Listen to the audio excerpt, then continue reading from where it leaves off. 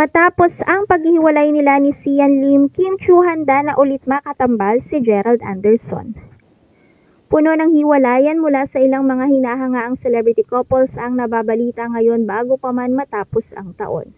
Marami ang nalulungkot at marami ang nanghihinayang lalo na nga't ang mga hiwalayang ito ay ang relasyong nilulook forward ng lahat na dapat sana ay maikasal na. Isa na nga dyan ang celebrity couple na Sian Lim at Kim Chiu. Usap-usapan nga na hiwalay na daw di umano ang dalawa, ngunit sa di pa malinaw na dahilan.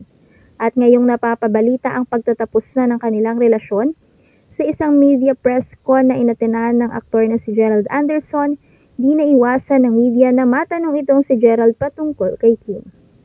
Alam naman ng lahat na dating magkasintahan itong si Kim at Gerald bago pa man nga naging si Sian Lim at Kim Chiu.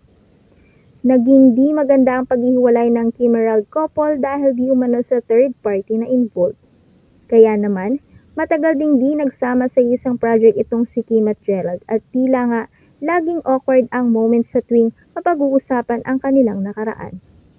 Pero ngayon, may nagsasabi na dahil na rin sa pagiging casual na ni Gerald na sabihing masaya siya ngayon sa tinatamasang successful career nitong si Kim Chiu, may bulong-bulungan na dahil nga hiwalay na rin si Kim kay Sian ay handa na daw ngayon ang aktres na makatambal muli itong si Gerald Anderson. Kim-Gerald is back na nga ba on screen? Yan ang tanong ng lahat. Well, it's been a long time na nga naman din daw kasi simula nang maghiwalay ang dalawa. At siguro naman, talagang nakamove on na sila. Kaya naman hindi imposible na ready na talaga itong si Kim to be paired again with Gerald Anderson. Tingin nga daw ng aktres panahon na to just let go of the past and just focus on her career. Lalo na nga ngayon, mukhang mas priority daw ni Kim ang mag-focus na lang sa pag-grow ng kanyang career para na rin sa peaceful life na gusto niya.